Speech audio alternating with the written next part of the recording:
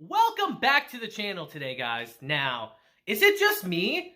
Or was this episode of NieR today, like, way better than the first one? I don't even think it was close. I really liked this episode today. But boy, was it sad. It was depressingly sad. I'm sitting here like, no, don't do that to them. You'll know what I'm talking about when we get to it. But this episode painted a very clear picture of exactly where we are in the conflict with the humans, the NieR, and the machine life forms. And as someone who hasn't played the games like myself, this episode really kind of fills you in on the situation and how we got here, which I really appreciate. But again, it's sad. It's so sad. Like, I knew it'd be sad with the plot of the series, with humanity basically being extinct, but it was still depressing and hit me kind of hard. I'm like, damn, that hurts. But let's honestly just get straight into it today and talk about NieR Automata Episode 2, because it was an emotional episode. So our episode begins today filling us in about how exactly we got into the situation we're in, as we just hear the distant future, 5012. The glorious history of mankind suddenly came to an end. There was an invasion of aliens who flew in from outer space. Human civilization was annihilated by machine life forms, weapons deployed by the aliens. The minuscule population that survived ended up fleeing to the moon. And now in our current year, 5204, with a series of bases laid out upon the orbital trajectory, a rebellion operation began using androids. And over a dozen large-scale descent operations later, we still have not been able to deliver a decisive blow. In order to break through the battlefront, which has entered a stalemate, you NieR soldiers exist. Fulfill your duties as the ultimate combat weapons. As we hear the words, glory to mankind. And now, after being caught up on the current situation, we transition to a scene that I'm going to dub story time, because that's what it is essentially, as we hear, a long time ago, a volcano erupted. From the fires of the eruption, God himself appeared. And this is what God said to the machines. Conscience, pain, joy, sorrow, anger, shame, solitude, future. They are the meaning of life.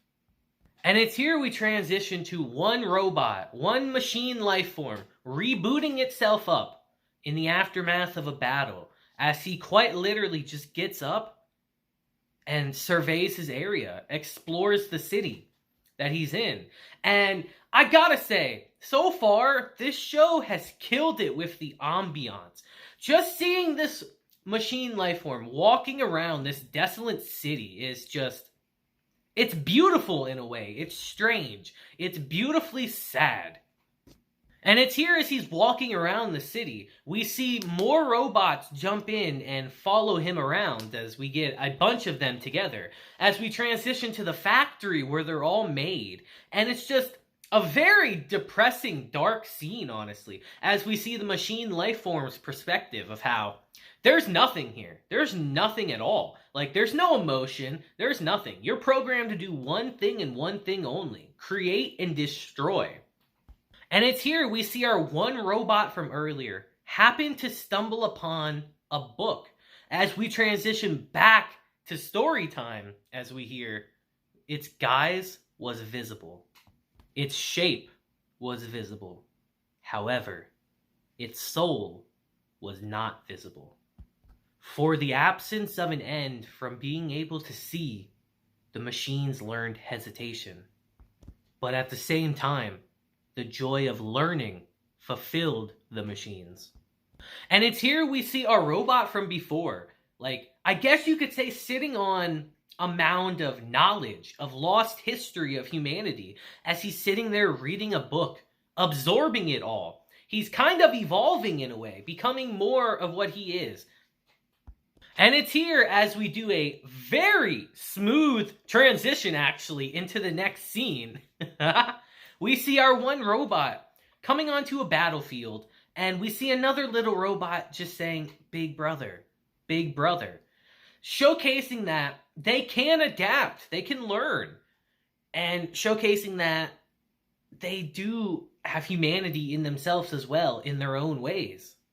And it's here in the process he notices a flower, which I imagine on this world is extremely hard to come by, as he scoops it up and says, "I found it on the battlefield, a small item called a flower drawn on that piece of paper."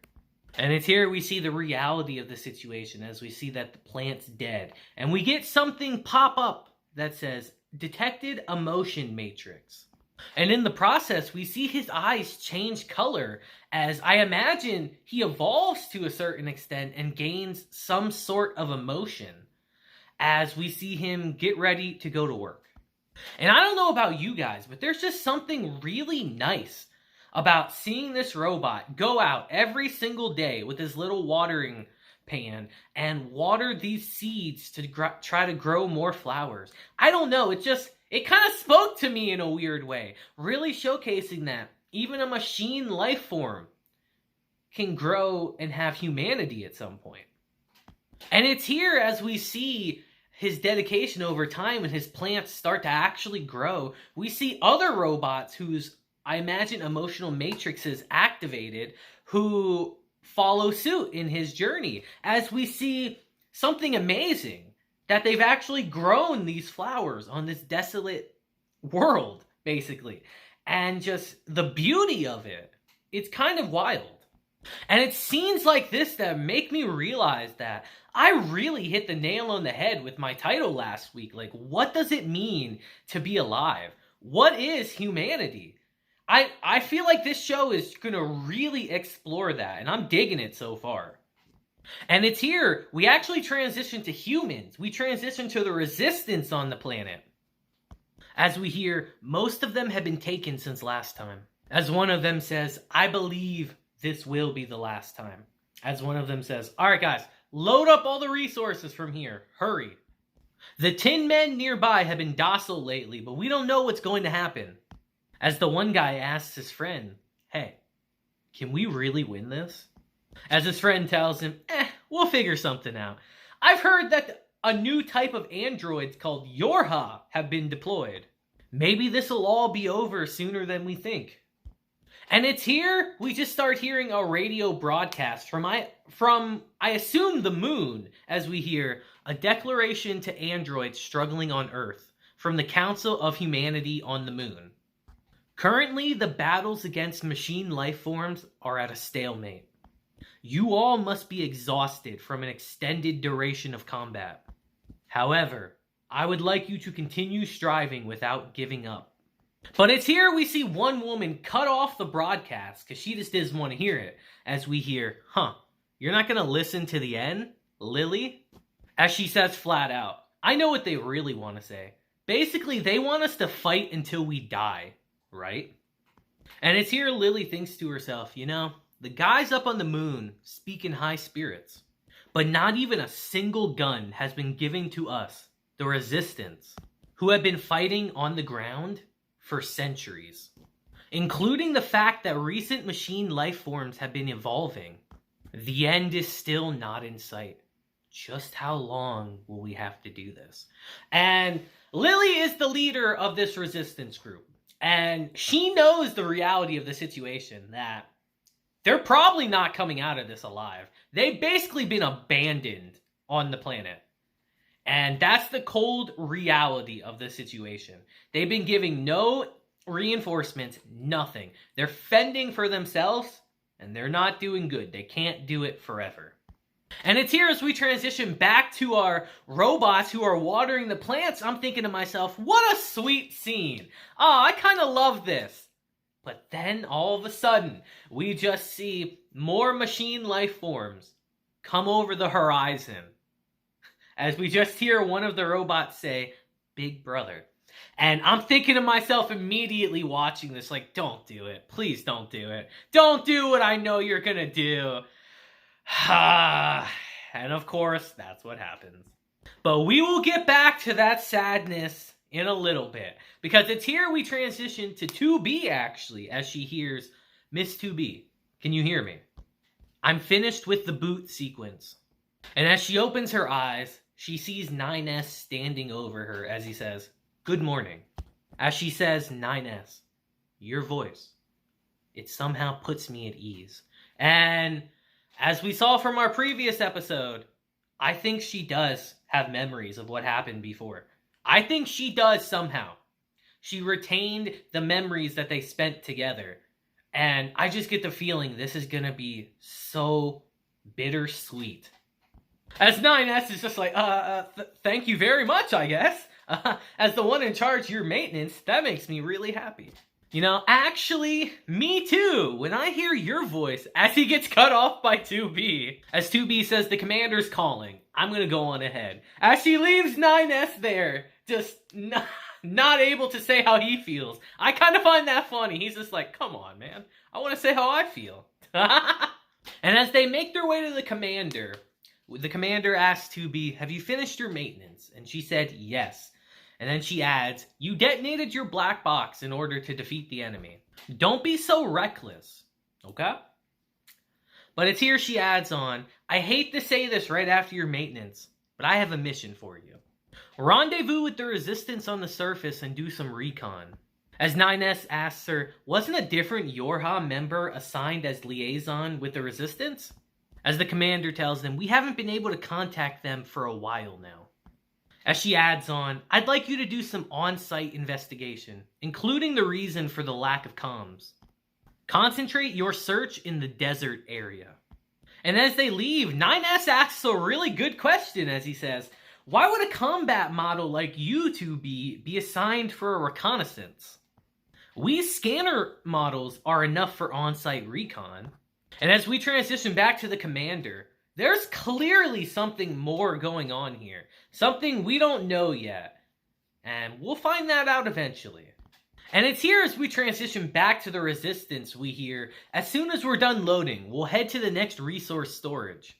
Go on ahead and scout as soon as you're able to. But all of a sudden, they're suddenly attacked by machines. And I'm sitting here thinking, oh, these things look really goofy. How can they be a threat? Until one of them gets to the resistance and blows up, revealing that it's a martyr. As Lily shouts, retreat, abandon the resources, let's get the hell out of here.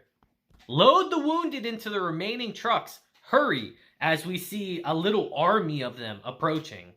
As we also see, they destroyed the robots making the flowers, and the flowers themselves. And that is so sad to me. That's actually so sad. They just destroyed everything. It shows the cruel reality of this world. And it's here we transition back to story time as we hear the machine found them. The machine called them treasures. Each treasure had a different shape. Each treasure had a different shape as we see our robots again. And it's very sad, actually. And it's here as we transition back to the resistance. They're in a desperate fight. As Lily says, the minefield is useless against them. As one of them asks, what about the distress call we sent to the camp? And someone says, we're not going to last until they survive. As someone else asks, what about the assistance request to the Council of Humanity? As Lily has to tell him, how many times do I have to tell you? Those guys will never send any assistance. We're on our own here. They abandoned us. As Lily says, we'll lure them out to the valley up ahead and then drop the bridge. If you're alive, follow me. And as the resistance is lying in wait to blow the bridge, one of them says, wait a minute. There's a strange one over there. As Lily says, don't mind it. Draw them in really close and then drop them. As we see the robots are trampling over these very hardly plant flowers that took a lot of effort to grow. And our one robot from before is devastated by it. And as they pass the center of the bridge, Lily says, now, blow it. But it doesn't work. As we hear, no way. Did it break? Damn it, it won't explode. As we see Lily actually run out to stand her ground herself. And it's here all of a sudden, we see a giant explosion occur, blowing the robots away as we see missiles raining down. And we see our one robot caught up in the explosion. And as our one robot gets flung down the cliffside, he lands right in front of a flower. And his eyes change again as he tries to reach for it, but ends up dying before he can. This scene made me feel extremely sad. I'm going to be honest, because it really shows the reality of the situation, the world that we're in now, that some of these robots want to learn. They feel fulfilled learning all this knowledge and growing emotions and even a sense of humanity. But both sides don't want that to happen. The humans treat them all as enemies and destroy them, and their fellow robots stomp them out if they see they're growing and maturing. It's so depressing. It's so depressing. Just the coldness of this world and how they just aren't allowed to grow. And it's here as we transition back to Lily. She sees 2B and 9S land, but she looks shook as she says, number 2. And as 9S lands, he says, look at that, 2B. We've completed our suppression mission. Good for us. I'll return the flight units back to the bunker via autopilot. As he says, machine life forms often act in groups, but this time, it was on quite a large scale. As we see one of the robots actually survived and tries to attack Lily as she jumps out the way and the pods just rain bullets into it, destroying it. As Lily actually draws her gun on 2B and 9S. And as 2B tries to help Lily, who got hurt in the process of that robot, she says, don't worry about it. As we see our 2 twins from earlier come and actually heal her somehow. As Lily says, they're maintenance units permanently stationed with the Resistance. As one of the Resistance members is like, wow, this is the first time I've ever met your soldiers. And someone else says, the Council of Humanity actually answered our requests. As 9S looks at 2B and gives her a look like, should I tell them? And she says, with another look, no. And it's here Lily says, we'll head back to the camp for now. You too. We'll talk once we get there. And it's here that Lily realizes, like, for the Council of Humanity to send reinforcements, what the hell are we about to get into? And it's here as we transition to our final story time of the episode. We just hear, killed father, killed mother. Coldly grasped in those hands was the joy of growth and the solitude of becoming alone. And it's here we transition to a bunch of mechanical life forms who appear to have had their emotional matrix activated because of their eyes, sitting around and reading a book. Books, I should say. As what appears to be a giant cocoon-looking thing above them as our episode ends. And man, this show's gonna get heavy, isn't it? I can tell. This was a pretty emotional episode, actually. I didn't think they'd make me feel so much for one of the mechanical life forms, but they really did. It's tragic. This is a tragic world where there's no growth, there's no life, really, only death. Only death and destruction. And it's insane. Again, like I said, I didn't realize how much I hit the nail on the head with my title last week. Like, what does it mean to be alive? I think this episode really explored that. And this series as a whole, I can already tell immediately is going to very deeply explore that. And I'm excited to do that because this was an emotional episode. But you guys let me know what you thought of this episode down below. I thought it was way better than the first one, personally. But I'd like to hear your thoughts. So until next time, guys, I hope you have a great day, week, month, and year. And until then, deuces, have a blessed day. And just remember to smile. Go plant a flower yourself today, huh? How about that? I'll see you guys next time.